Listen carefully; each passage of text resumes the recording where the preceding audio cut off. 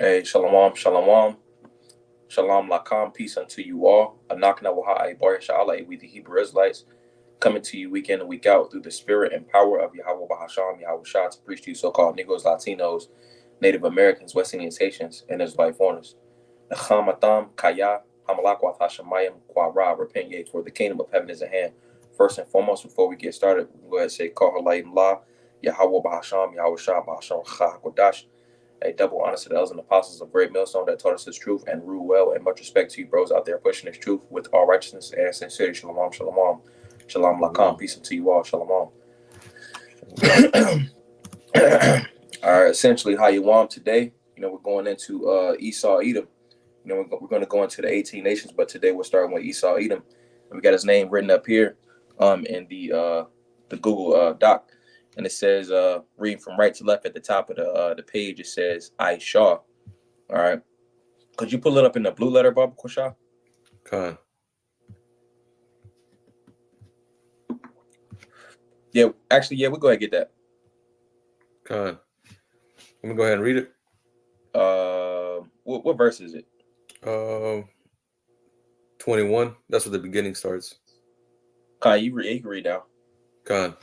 This is Genesis chapter 25 and verse 21. It says, and Isaac entreated for Yahweh, Salakia, and Isaac entreated Yahweh for his wife because she was barren, and Yahweh was entreated of him, and Rebekah his wife conceived. Verse 22. And the children struggled together within her, and she said, if it be so, why am I thus? And she went to inquire of Yahweh. And Yahweh said unto her, two nations are in thy womb, and two manner of people shall be separated from thy bowels.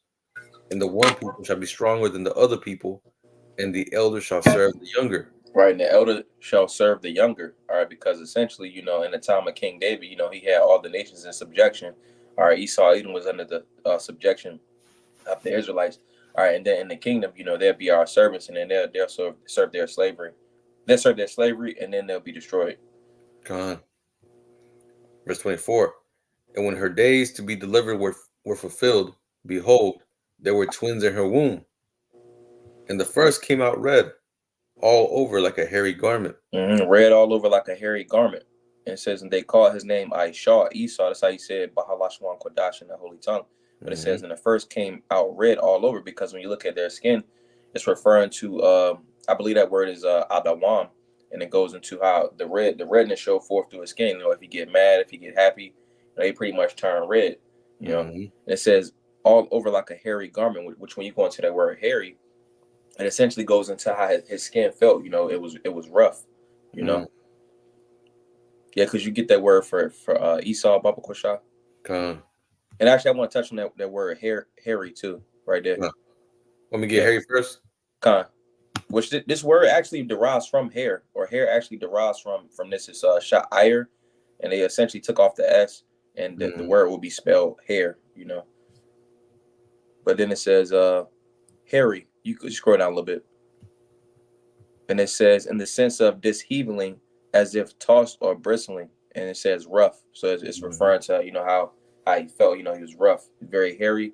Like if you look at some what they call rednecks, that they'd be like super hairy, red all over. But you can go back and we get the word for Esau.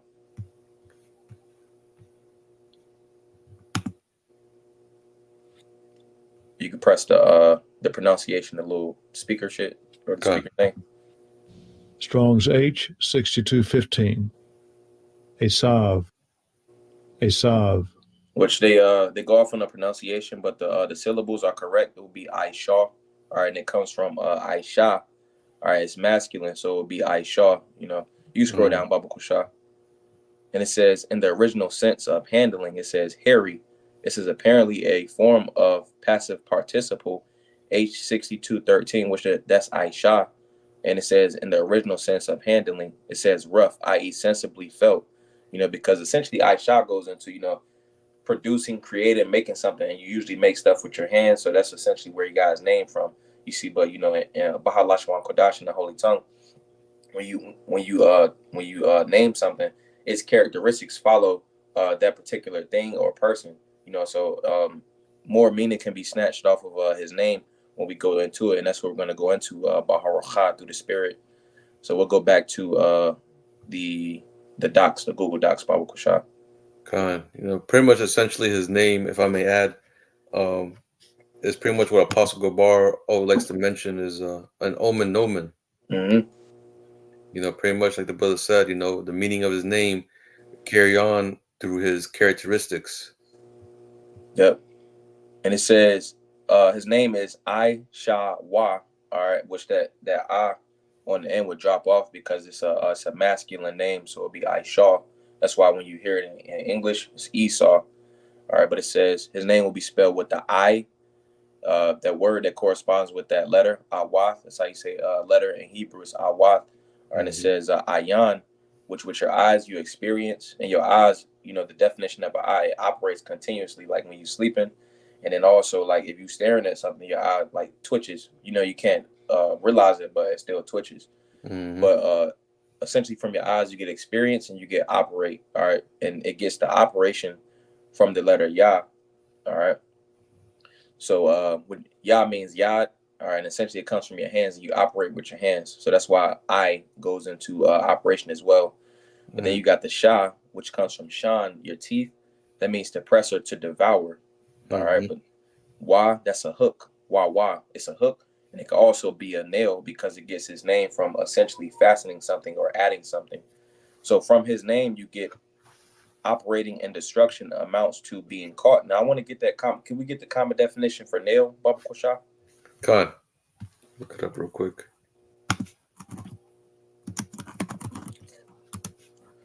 And Merriam-Webster's.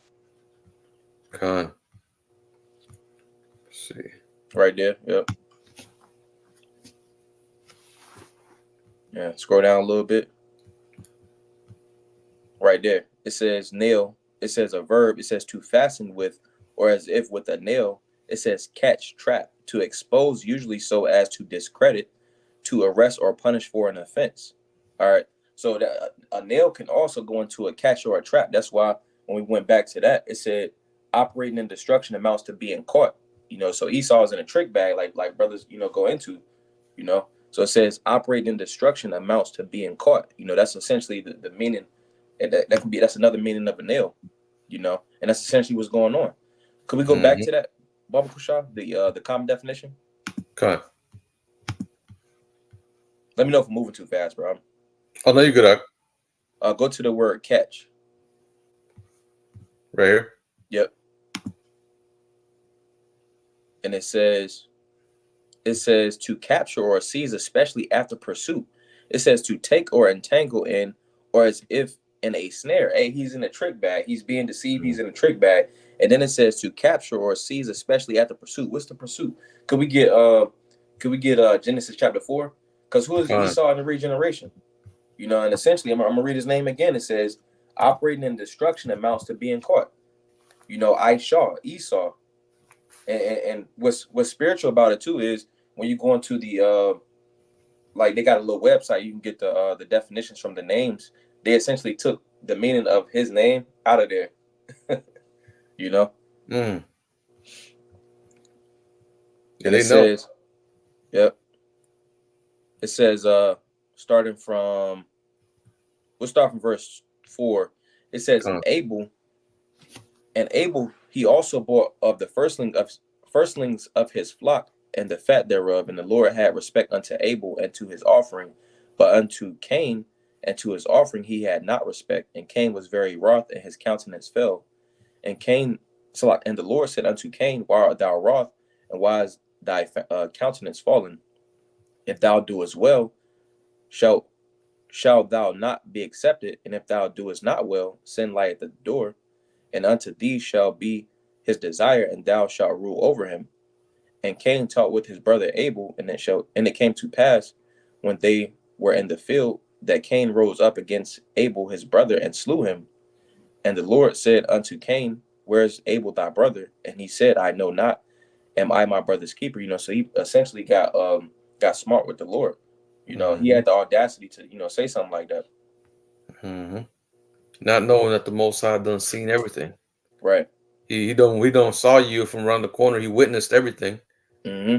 and yet he got you on film. He got you on camera. Right. And just going into that, that the definition for eye, all right, it has a yah in there, so that means it operates. It's constantly moving. And the scriptures say, the eyes of the Lord run to and fro in the earth, roughly paraphrasing. So come on now, you had the audacity to say something like that, Right. Verse 10, it says, and he said, what hast thou done? The voice of thy brother's blood crieth unto me from the ground, and now art thou cursed from the earth, which hath opened her mouth to receive thy brother's blood from thy hand. When thou tillest the ground, it shall not henceforth yield unto thee her strength. A fugitive and a vagabond shalt thou be in the earth. And Cain said unto the Lord, my punishment is greater than I can bear.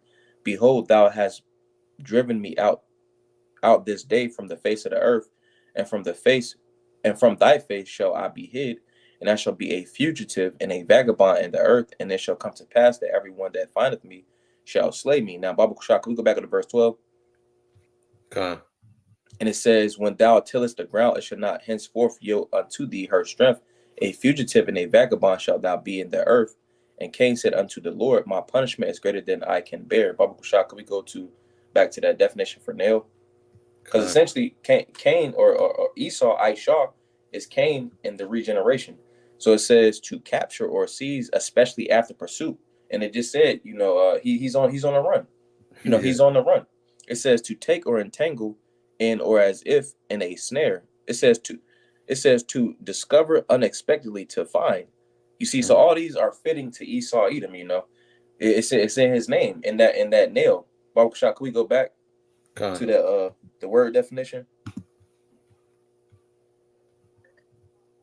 It says operating, all right, which we got from I, all right, in destruction, because when you choose something, you devour it, you destroy it, all right. And it says amount to being caught. You see, because we got being caught from that definition of nail, all right. He's essentially fastened to that lot. That's why I got experience destruction as a lot. But then it says operating in destruction amounts to being caught, because essentially he's on a run. And what is the Lord doing? I'm gonna read this one too. It says experience destruction as a lot, because he's experiencing from that eye. All right, destruction comes from that Shah, all right, as a lot, because when you fasten something, it's there, it's seated. So that's he can't reverse that. That's what's been prophesied to take place for Esau Edom. He has that. That's secure to him. So if you have nothing else, could we get let's get Ecclesiastes chapter 3 and verse 15. We'll start at verse 1 and 2, and then we get 15. You said Ecclesiastes 12 and 15? 3 and 15. Okay, come. Ecclesiastes chapter 3 and verse 15, it reads, that which hath been is now, and that which is to be hath been already, and the Most High requireth that which is past. Right, that which hath been is now, and that which is to be hath already been, and the Most High requireth that which is past. And if we went to, I believe it's Ecclesiastes 1 and 9, Esau has did the same things. He's got the same little plan, same little blueprint from these wicked kingdoms, so nothing he's doing is new, so essentially the Lord's going to judge him for taking on that wickedness, you see, but then also pretty much deceiving the nations and then enslaving the children of Israel, But it says the Most High required that which is past. Can we get the word for require, Baba Kushah? Con. Requires. And it says Bakwash, and it's H1245, Bakwash. And it says to seek, require, desire, exact, request. It says to seek, to find, to seek, to secure, to desire. It says ask, request. You scroll down a little bit, Baba Kushah. Con. It says right here. It says ask, beg, beseech, desire, inquire, get, make inquisition. And when you make inquisition, pretty much you searching something out. Going back to his name, it says to be caught, and it said pretty much to be discovered. And that's essentially the part in the story in the book that we're in. This man's being discovered to the point where he had to come down with that great wrath.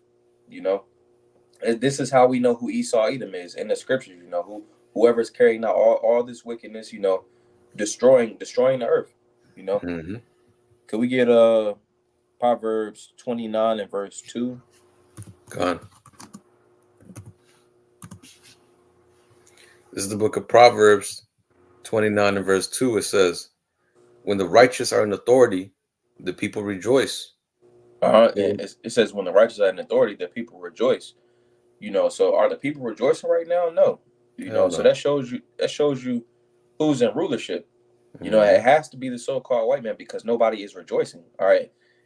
By process of elimination, you know who Esau Edom is, and you know who the tribes are and the rest of the nations. You know, it says, but when the wicked beareth rule, the people mourn. You see, and everybody's mourning right now. Nobody is happy. Even 2/3, you know, they like this kingdom. You see, but they always have a plight, you know, or an issue, and that's because the wicked is in rulership. You know. That's right. Hey, Baba Kushah, can I get a precept for you? You got it, bro. I'm gonna get this precept, 2 Thessalonians chapter 2 and verse 7. Damn. Hold on. Salakia. 2 Thessalonians chapter 2 and verse 7, and it reads, for the mystery of iniquity doth already work. Only he who now letteth would let until he be taken out of the way. Right. So now that mystery is being revealed of who this man is, who is the one that's responsible for, you know, all the atrocities that's going on the earth, all the problems of the earth. Who is that man that's responsible? Esau Edom. He's the one that's destroying the earth, that's causing all these deforestations, that's polluting the air, the water, the food, right? That's causing people to lean more towards evil than towards righteousness, right? But it says only he who not letteth will let until he be taken out of the way. Who's the one that's letting him have this amount of room to work is the Most High. But he's going to be taken out of the way soon by the Most High, by Yahushua. Right, because it's going into his name. You know, he experiences destruction as a lot. You know, that was his part in this movie.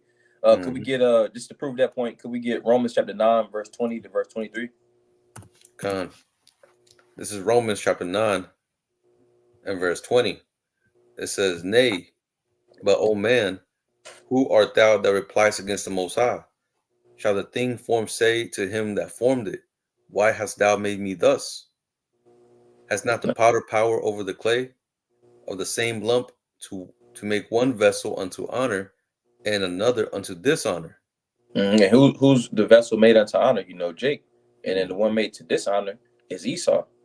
You know, it says, what if the Most High, willing to show his wrath and to make his power known, endureth with much long suffering the vessels of wrath fitted to destruction? Fitted to destruction. All right, and what is this going into his name? Experience destruction as a lot. Hey, that's what he's fastened to do, because it says, endure with much long suffering the vessels of wrath fitted. All right, it was fitted. Could you get that word for fitted? I'm curious what it says. Khan. Fitted.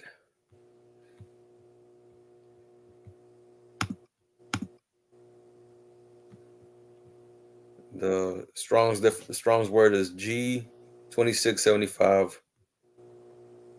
Katartitso. Where there means to render, sound, complete, to mend what has been broken or rent, to repair, to complete, to fit out, equipped, put in order, arrange, adjust. He was put in order. You know, he was equipped. He was fit out. Or he was framed. You know, for that particular purpose. You know, going into that nail. You know, that's just his lot. You know. Hey, and he has been, you know, completing his role to a T, man. Like even from the beginning when he was a serpent, you know, like we just brought out, right? That which has been is now, right? And that which is to be has already been. You know, this man is nothing new on the sun, nothing new under the sun. This man, what's that precept? Let the wicked be wicked still. Let the wicked be wicked still. That's exactly what Esau. You know, he comes back in the regeneration, and he's still that same wicked motherfucker from the garden. Yep. That serpent.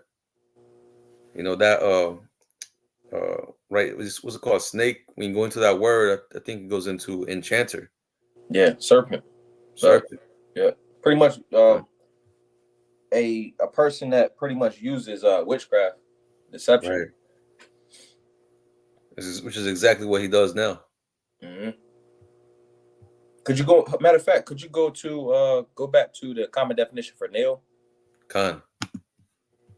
Want me to get catch or go back to nail? No, this nail right here. You scroll up. Oh, okay. Khan. Or yeah, could you go back and then go, just for visual representation? Khan. So this is the word for nail. All right, because again in Hebrew, Y goes into a nail. So we're going to get that definition for catch again. Khan. And it says deceive. Pretty much in his name is deceive. So showing you that he pretty much uses deception as well. All these are part of his name. That's what he was made to deceive, Mm-hmm. Was that Job 9:24? Want me to get that? Yeah, yep. Let me get that real quick. This is the book of Job, chapter 9, verse 24. It says, "The earth is given into the hand of the wicked. He covers the faces of the judges thereof. If not, where and who is he?" You got it, bro. It says right here, the earth is given to the hands of the wicked. The Most High gave this earth over, the power over to this man, the wicked, Esau, Edom. It says he covers the faces of the judges thereof. So he was given enough power to where he was able to deceive the whole earth by taking away, by defacing the images, right? Iconoclasm, changing the true images of Yahweh, of the Most High, of the saints, right? And putting up his own image, setting himself up as the children of the Most High, setting himself as in that position, in that seat of power. It says, if not, where and who is he? So who else could it be? Right. Who else is out here tearing down images and setting himself up as everybody under the face of the whole earth? Shit, you go into the movies, when you go into Moses, right? Like the Ten Commandments, that movie. Damn, the goddamn Hamites were Edomites too, so apparently. Man. I mean, goddamn, every single thing this man does, he puts his face on it. Like he discovered it. Like he's those people. Like he's the original man on the earth. That's part of his deception. That's right. As a matter of fact, what's that precept where it goes I think it's Revelation, right? You shall deceive the nations. Yeah, we get that. Let's see. Right here. Revelation 20. I'm gonna start at 1. Revelation 20:1. It says, "And I saw an angel come down from heaven, having the key of the bottomless pit and a great chain in his hand." That bottomless pit going into Europe. Verse 2, it says, and he laid hold on the dragon, right? That old serpent, which is the devil and Satan, and bound him 1,000 years. Because Esau comes in the spirit of Satan, right? Which Satan, pretty much all it means is adversary, right? And that's what Esau is. Esau is the antagonist, the physical counterpart of Satan, but he's the antagonist in this story. God, could you pull up the definition for Satan as well? Khan, pull it up real quick. Were there for Satan? It says Satanas, and it says adversary, one who opposes another in purpose or act. God, could you get it in the Old Testament? Khan. I was hoping it would show like a link to the. Yeah, we'll get it right there. Hebrew. Khan.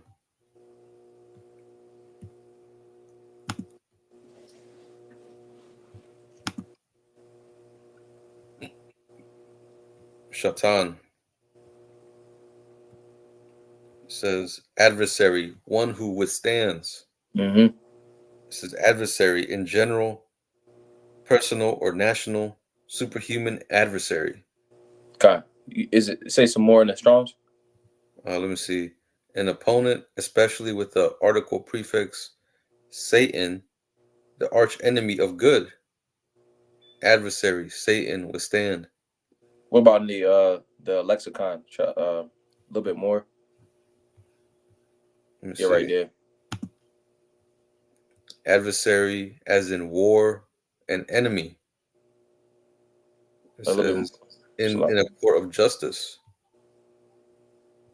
And also whoever opposes himself to another with the art of nature. That's all that's in there? Yeah, that's all. Kind of thought it said something else. It's all good though. Con.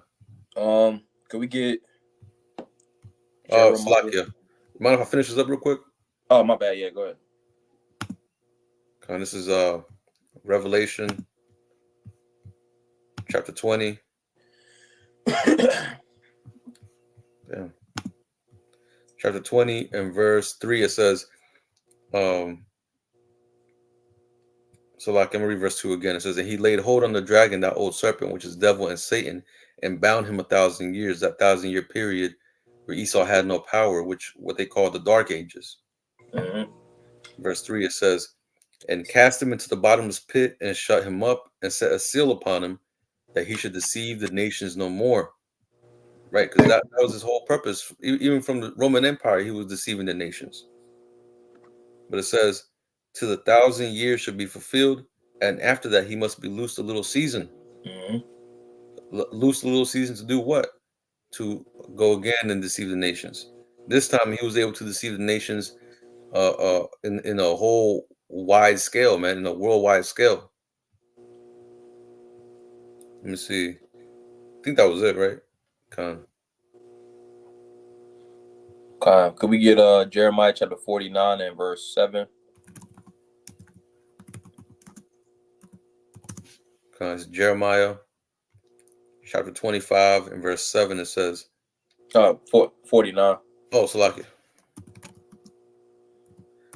Jeremiah 49 and verse 7, and it reads, concerning Edom, thus saith Yahweh of hosts, is wisdom no more in Teman? Is counsel perished from the prudent? Is their wisdom vanished? It's pretty much what this going into is going into how essentially for so long, like just like what we got, he has been able to deceive the nations, deceive the people, but right now it's coming into a time where that witchcraft, that left hand sorcery is no longer working for him. The left hand demons, they double agents, they're no longer giving Esau the stuff to prolong his kingdom, and essentially goes into how he has bounds that he can't pass. It's his time to go. The Lord's getting his devil up out of there, and essentially it's coming from the exposure by the word. Yahweh Shah is essentially shining that light on this kingdom, and he's been found, Esau's been found wanting, so he's essentially in the time period to where he's being exposed. Mm-hmm. That's right.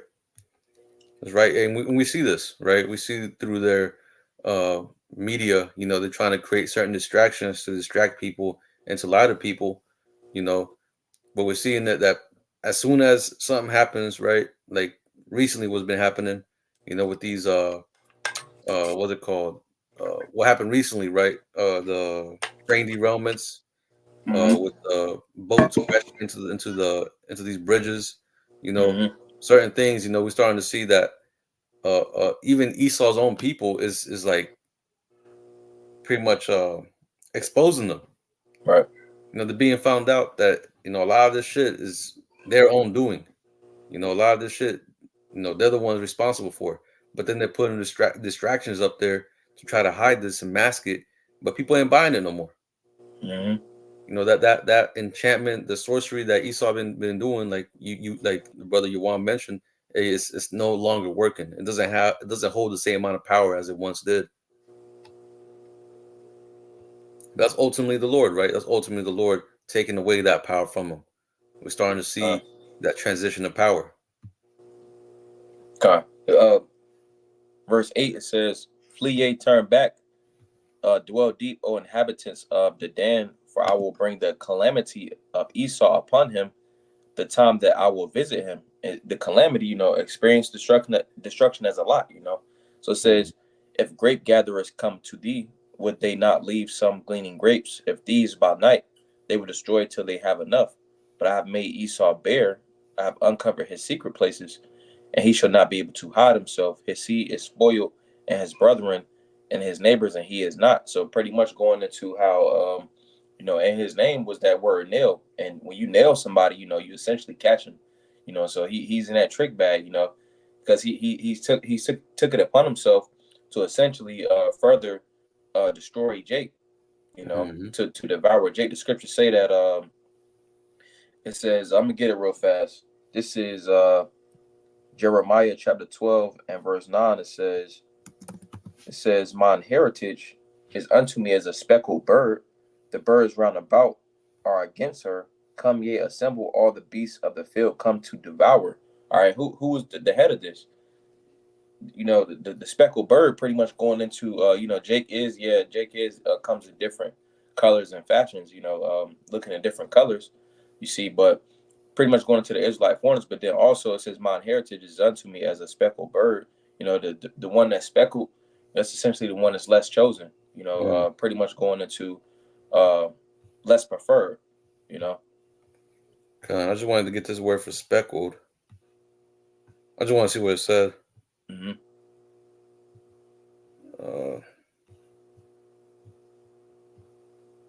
It says, "Others take it as a rapacious animal." I want to look up that word for rapacious.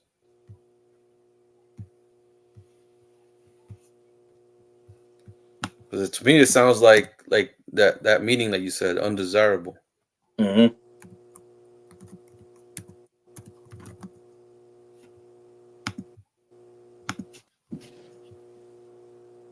Rapacious, it says, having or showing a strong wish to take things for yourself, usually using unfair methods of force. A rapacious appetite for fame. No, that's not it.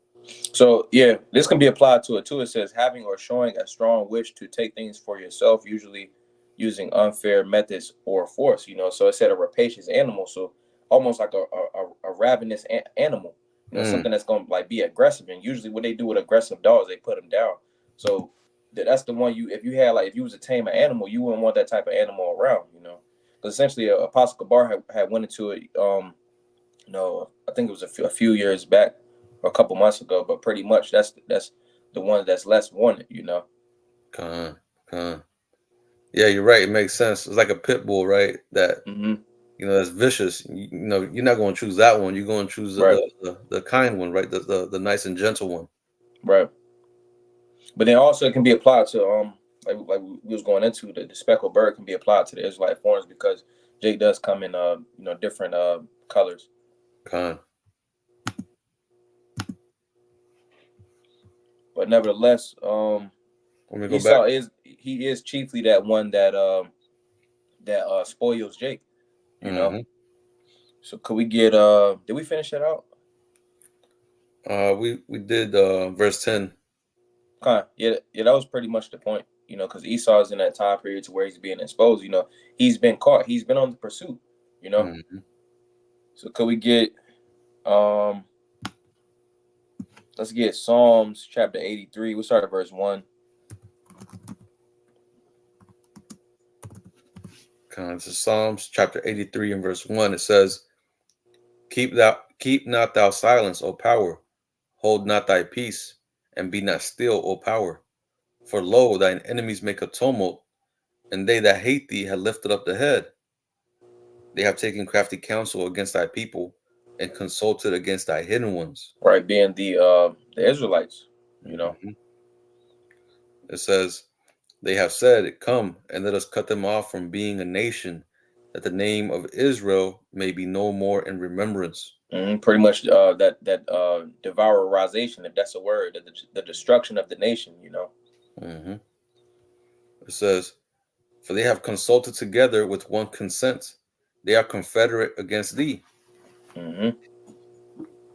It says, "The tabernacles of Edom, the Ishmaelites of Moab, and the Haganese." Right. So pretty much starting with Esau, Edom, that was the first one, and then I believe it also, if we went down, it names Amalek in the 7th verse. Because that's the chief head of Edom. They Right. essentially came together. With these G7 summits. And each different time period. Even in Obadiah, Ibadiah, it pretty much goes into how Esau was there. When we went into captivity, I believe in Babylon, Babal. Esau was there.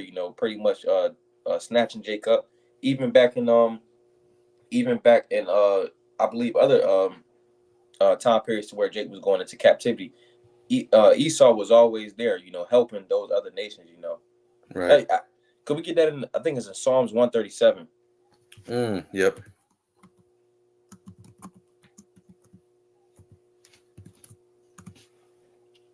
And if I may say too, he was also there, whenever we were escaping Egypt.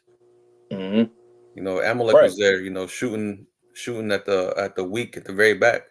Mm-hmm. The women, children, and the elderly.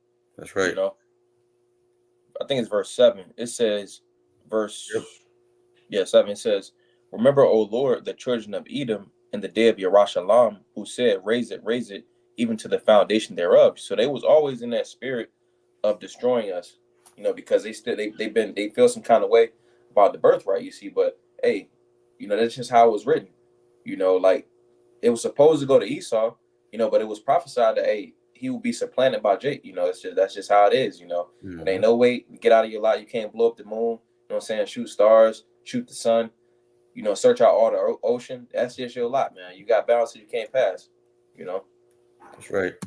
If I may get this real quick, this is Obadiah chapter 1 and verse. Let me see. Where should I start? I guess I'll start off verse 9. It says, "And thy mighty men, O Teman, shall be dismayed, to the end that every one of the mount of Esau may be cut off by slaughter." Mm-hmm. Why is that? It's about to go into it. Verse 10, "For thy violence against thy brother Jacob, shame shall cover thee." And we're starting to see that now, Mm-hmm. right? For a long time, Esau had these statues up. Esau took pride in taking down the tribes. They used to always mention, slavery, always mention the wiping out of Gad from this land. But now, hey, it's starting to turn back. It's starting to turn to shame unto him. Right. Now, you have these what they call it, uh, critical race theory, Mm-hmm. right? Trying to, you know, pretty much exposing them. But it says, "And thou shalt be cut off forever," meaning in the kingdom. He's going to serve us for 1,000 years, and then he's going to be done away with. There's going to be no more use for him. Verse 11, it says, "In the day that thou stoodest on the other side, in the day that the strangers carried away captive his forces," I think this is pretty much talking about Babylon. It says, "And foreigners enter into his gates and cast lots upon Jerusalem, even thou was one of them." Mm-hmm. So even Esau was one of them, man. He was there. He saw what happened to us. Esau is the closest relation that we have to any of the nations. He was supposed to be the brother of Jacob, right? But look how he treated us. But it says, "But thou shouldest not have looked on the day of thy brother, in that day that he became a stranger. Neither shouldest thou have rejoiced over the children of Judah in the day of their destruction. Neither shouldest thou have neither shouldest thou have spoken proudly in the day of distress." Right? Which is exactly what Esau did. They like we just read, right? It said race it, right? Pretty much destroy it. So they were they were confederate against us, man, and they still are to this day. Mm-hmm. Could we get let's get Sirach 10 and verse 1 to verse 10, and then that'll be it if you ain't had nothing else. Khan. This is the book of Sirach, chapter 10. Start at verse 10, you said? Verse 1. Oh, Salaki. Verse 1, it says, Sirach 10 and 1. A wise judge will instruct his people, and the government of a prudent man is well ordered. Right. It says a wise judge will instruct his people, and the government of a prudent man is well ordered. Because that government, it goes in, mind control, which essentially Esau is controlling the minds of people and wickedness. It shows you that he's not that prudent man. His things are not well ordered. Even in his government, he has two sides. If it was a true, truly to be ran the correct way, it will be ran one way. You can't have two sides. Okay, over here you want this, over here you want that. No, it's one way. Scripture say, can two walk together except they be agreed? So there has to be agreements. Esau, even in his own government, does not agree on anything. You see, his nation is divided on all sides. Nobody agrees on anything. So that's essentially, it shows you that it's not well ordered and who's actually in rulership. It shows you that what's the opposite of prudent is wicked. So it shows you that he's wicked. God. Verse 2, it says, as the judge of the people is himself, so are his officers. And what manner of the ruler of the city is, such are all they that dwell therein. Right. And what did we see a couple months ago? With it was like the Senate. They was having nasty parties inside the Senate room, and that's what we see. That's what we see out here in the streets of America, Babylon the Great, and the rest of the world. They're doing that nastiness in the streets. Mm-hmm. So, Lucky, I thought I was sharing my screen. I wasn't. Okay. Call to what? Verse 3, it says, an unwise king destroyeth his people, but through the prudence of them which are in authority, the city shall be inhabited. Right. The city shall be inhabited, because essentially, if it's ran in prudence, it's going to be inhabited. Like inhabit means, pretty much to live. Nobody's living here. Everybody essentially is in some type of in one way, shape, or fashion. Pretty much being destroyed. From the food, from the air, from the mindset of the people of the masses. Kind of wine. Verse 4.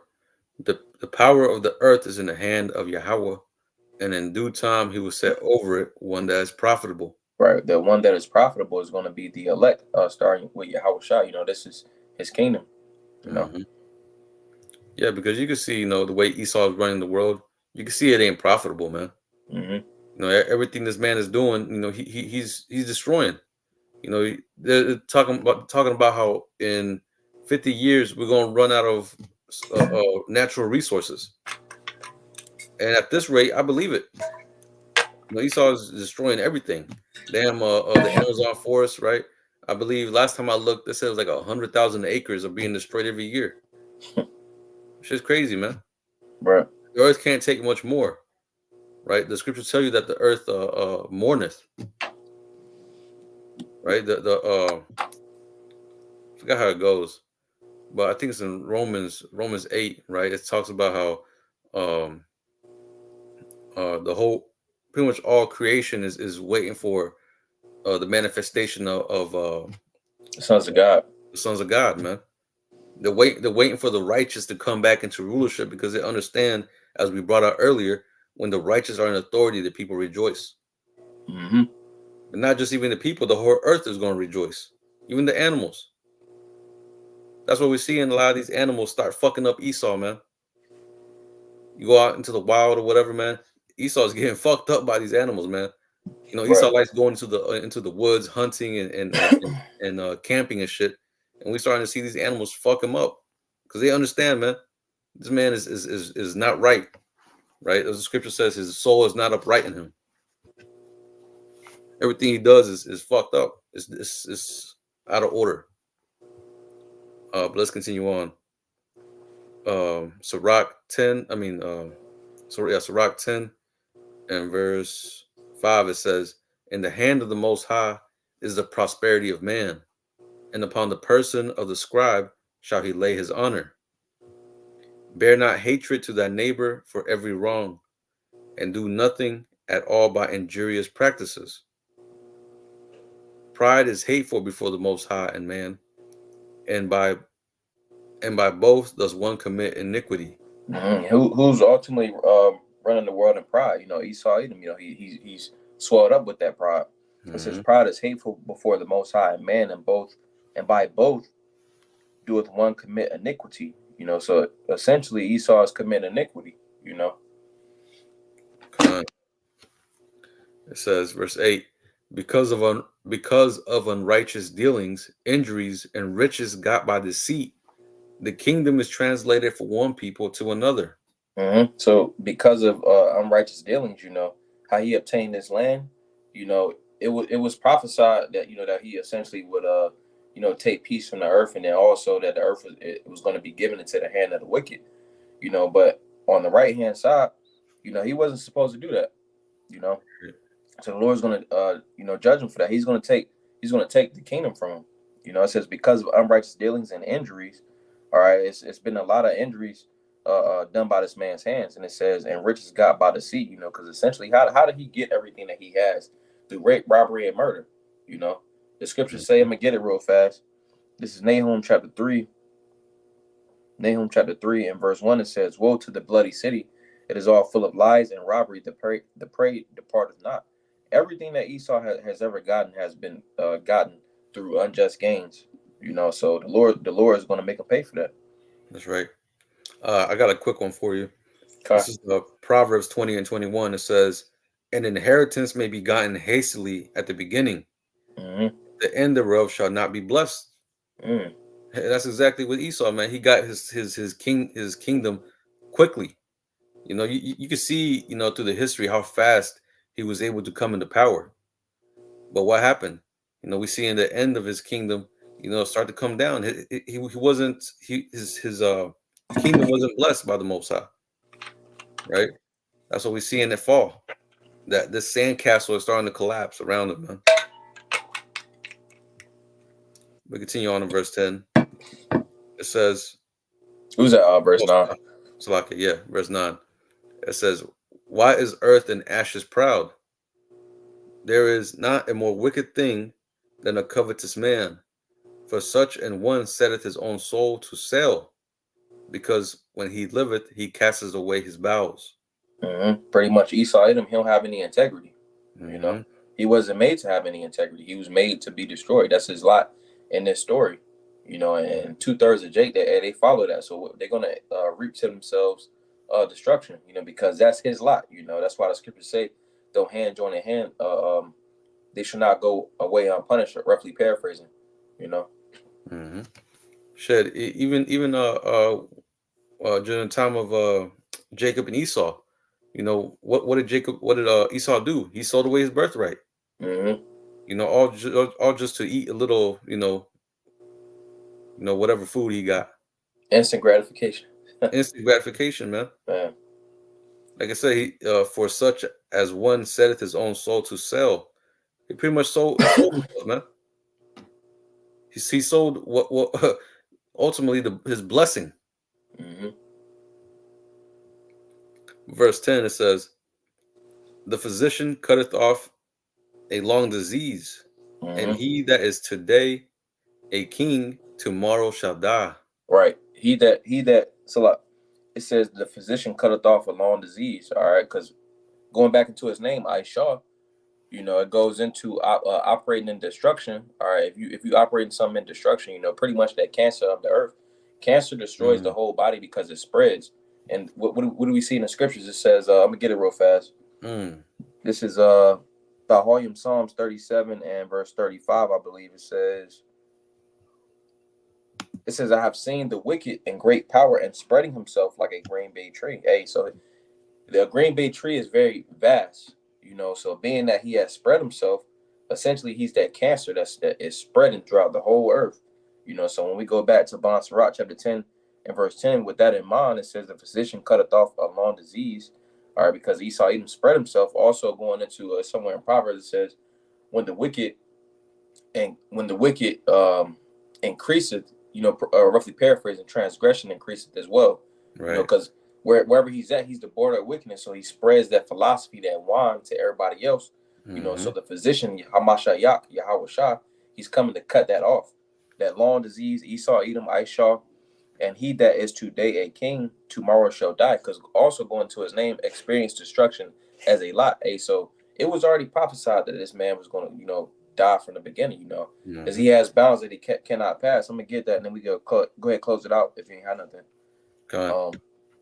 This is Job Ayawab chapter 14 and verse 5. Chamash. All right, it says, seeing his days are determined, the number of his months are with thee. Thou hast appointed his bounds that he cannot pass. Hey, so he has bounds that he can't pass. It's already been prophesied. So you can't, what I'm saying, commune with those left hand spirits. You can't. There's no amount of witchcraft that's going to get you from this ass whooping, Esau. Hey, it's already been, it's been written. So you're in a time where you're being exposed. Starting with Amalek. For all the nastiness, the treacherous acts, the philosophies that you push throughout the earth in the time of the Renaissance and continue to push out that wickedness. Hey, you're gonna be judged for it. You see. I want to get a quick one. This is Isaiah 47, and I'll just start at verse 9. It says, but these two things, speaking on Edom, but these two things shall come to thee in a moment, in one day, the loss of children and the widowhood. They shall come upon thee in their perfection, for the multitude of thy sorceries, and for the great abundance of thine enchantments. For thou hast trusted in thy wickedness. Thou hast said, none seeth me. Thy wisdom and thy knowledge hath perverted thee. And thou hast said in thy heart, I am, and none else beside me. This is the type of pride this man has. He really believes that he is God. He has this God complex to where he wants to be the Most High. He's trying to set himself up to be that power. And we're seeing that through his technology, his science. He's trying to eliminate the remembrance of the Most High from off the face of the earth. But it says, verse 11, therefore shall evil come upon thee, thou shalt not know from whence it riseth, and mischief shall fall upon thee, thou shalt not be able to put off. So Esau, everything that's coming to you, you're not going to be able to hold back. It's going to hit you. Best believe the Most High is going to lay hands on you. He's going to touch you. It says, and desolation shall come upon thee suddenly, which thou shalt not know. So overall, the consensus is, who is this man that this is talking about? This is none other than the so-called white man that so-called white man, the devil that the Bible speaks of. Right? You got it, Doc. Con, we go down to verse 13. Okay, Con. Verse 12, it says, Isaiah 47 and 12, stand now with thine enchantments and with the multitude of thy sorceries, wherein thou hast labored from thy youth. If so be, thou shalt be able to profit. If so be, thou mayest prevail.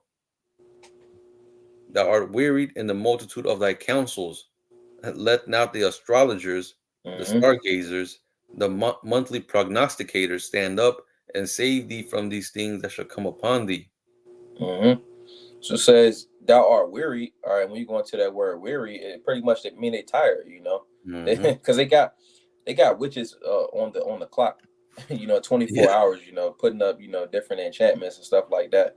So it says, thou art weary in the multitude of thy counsels. Let now the astrologers, those that's looking out in the stars, trying to find signs in the stars. It says the stargazers are pretty much, essentially going into the same thing. Astrology essentially goes into, studying the skies.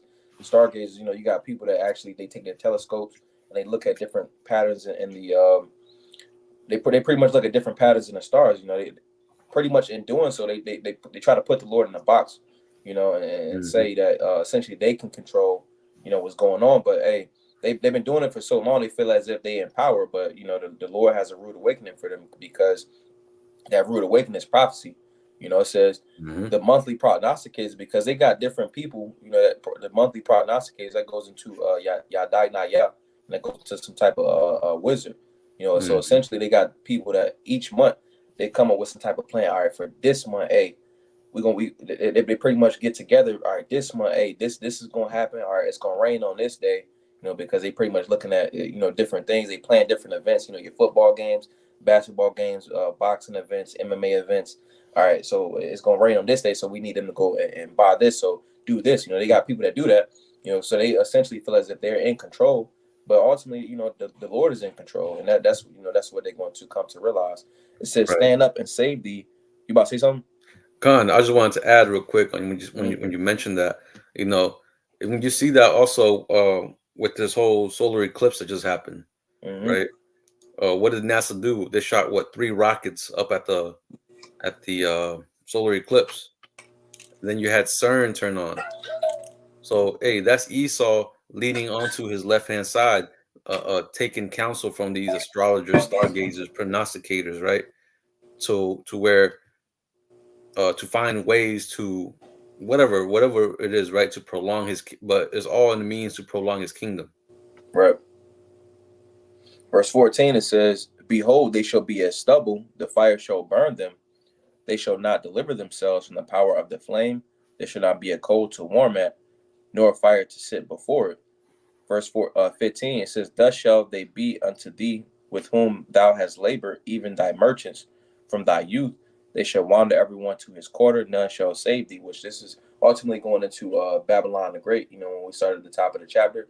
But that can be likened to Esau Edom as well. They all of Esau Edom as a whole, they pretty much, starting with Amalek, they pretty much entrust into that witchcraft, but hey, the Lord has a rude awakening for Esau as a whole. Hey, that witchcraft, the sorcery, the wizardry, whatever you want to get into. Hey, that's not going to save you from this ass whooping. The Lord has a I believe. Can you get that scripture? It says, yeah, he said he had war with Amalek from generation to generation. Which Amalek is still on the earth. So the Lord's going to destroy Amalek, but then also Esau, Edom as a whole, for what they've done to the tribes. I think it's in Exodus chapter, it might be 15. Let me see.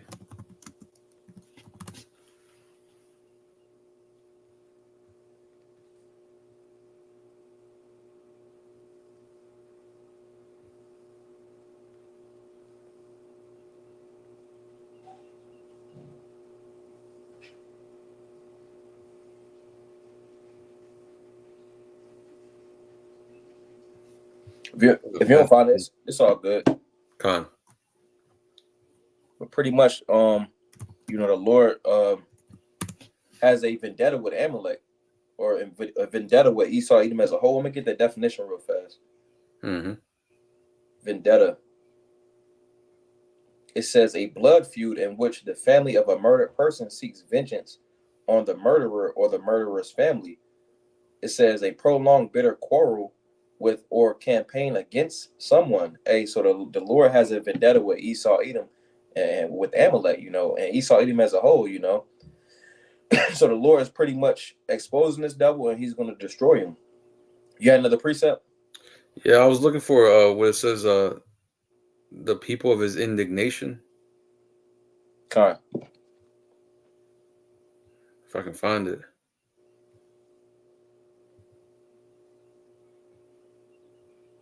Oh, right here. This is Malachi 1:4. It says, "Whereas Edom saith, we are impoverished, but we will return and build the desolate places."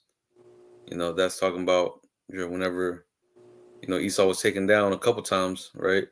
But this is the mindset that Esau has, right? To what's it called? The phoenix, right? Out of the ashes, he's gonna rise back up and be reborn. The same way that when Rome fell, he came back up and that deadly wound was healed. And you see now Rome 2.0. So that same mindset, that's Esau keeps on carrying that same mindset. But it says, "Thus saith Yahweh of hosts, they shall build, but I will throw down. They shall call them the border of wickedness." So just more evidence showing that, hey, this man is the wicked. It says, "And the people against whom Yahweh hath indignation forever." Can you get that word indignation? Khan. Word indignation. Where's it at? Right here. Right. Yeah. Word H2194. It says Za'aim. Mm-hmm. Za'aim. It It says said, yep. to denounce, express indignation, be indignant, to have indignation, be indignant, be angrily indignant, be defiant, to be abhorrent, to express indignation in speech, denounce, curse, to show indignation, show anger. So that's righteous anger that the Most High has towards these damn devils, man, for all the atrocities they committed, for all the evil acts they have done, and they continue to do. Right. That's that vendetta. Right. It says to foam at the mouth. That foaming at the mouth anger, man. Damn. Yeah, you definitely don't want to be an Edomite in these times, man. Yeah, that was it. That's all you had? Khan, that's all I had. Con. Hey, well, I don't want to Zaza by Nayapa, Lord's will. That was a beautiful edification through the spirit. Wa I don't want to Zaza, Adam Yashi want to Wabe, Lord's will. You all have a good day. Wa Shalom Lakam. Peace unto you all. We'll go ahead and close it out by saying, Kar Halayim La, Yahweh Bahasham, Yahweh Shah, Bahasham Racha Kodashe, double honor to the elders and apostles of Great Millstone that taught us his truth and rule well, and much respect to you bros out there pushing his truth with all righteousness and sincerity. Shalom, Shalom, Shalom Lakam. Peace unto you all. Shalom. Shalom.